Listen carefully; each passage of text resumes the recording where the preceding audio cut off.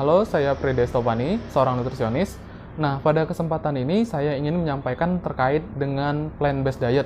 Jadi, apa itu yang dimaksud dengan plant-based diet? Apa saja manfaatnya? Dan bagaimana cara gampang untuk memulainya?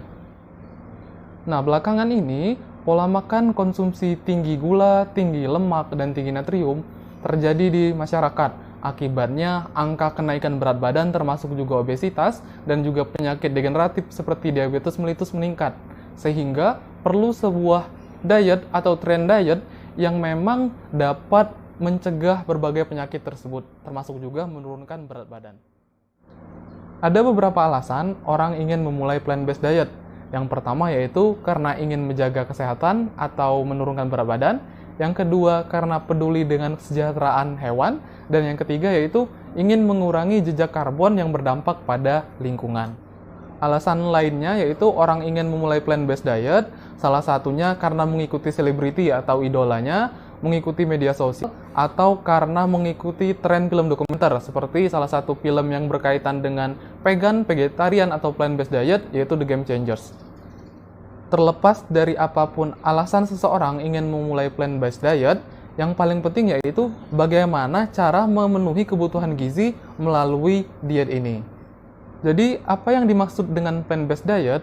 Nah, plant-based diet adalah pola makan yang fokus untuk memperbanyak asupan makanan dari nabati, seperti sayuran, buah-buahan, kacang-kacangan, dan juga biji-bijian atau serealia.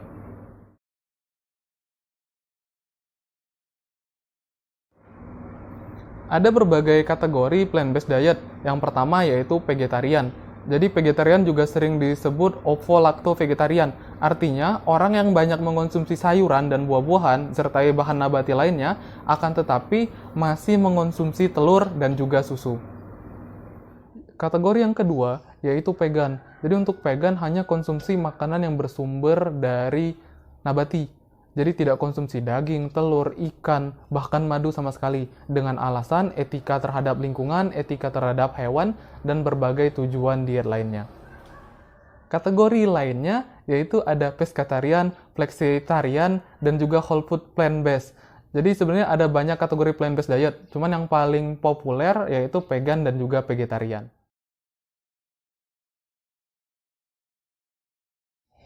Ada 3 manfaat jika menerapkan plant-based diet.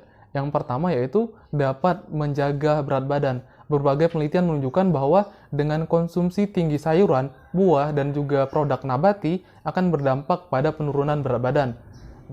Manfaat yang kedua yaitu dapat menurunkan risiko diabetes.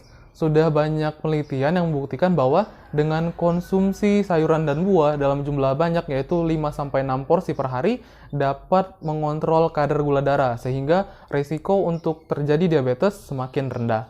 Manfaat yang ketiga yaitu dengan plant-based diet dapat menurunkan tekanan darah sistolik dan juga diastolik. Artinya risiko untuk tekanan darah tinggi juga semakin berkurang dengan diet ini. Lalu pertanyaannya adalah, bagaimana cara memulai plant-based diet? Langkah yang pertama itu mulai dengan vegetarian. Jadi pola makan vegetarian yaitu tetap konsumsi sayuran, buah-buahan, serealia, disertai juga dengan konsumsi susu dan telur. Selanjutnya yaitu perbanyak konsumsi sayur dan buah minimal 5 porsi sehari. Jadi anjuran konsumsi sayur 3-4 porsi sehari, sedangkan anjuran konsumsi buah 2-3 porsi per hari. Lalu pilih sumber karbohidrat dan juga protein yang rendah gula, garam, dan juga lemak, sehingga tidak berdampak buruk pada kesehatan saat memulai diet ini. Selanjutnya yaitu konsumsi susu yang rendah lemak dan pilih lemak tidak jenuh agar tidak menyebabkan efek samping kesehatan.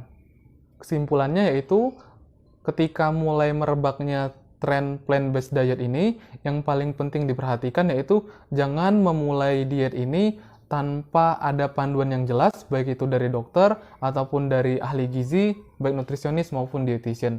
Jadi, memulai diet ini tidak boleh sembarangan, karena perlu diperhatikan juga kecukupan gizi sehari. Saat memulai plant-based diet, sangat perlu diperhatikan konsumsi aneka ragam makanan seperti sayuran, buah, kacang-kacangan, biji-bijian, agar dapat memenuhi kebutuhan gizi seperti protein, zat besi, dan juga vitamin B12. Terima kasih, semoga bermanfaat. Salam sehat, Gizinesia.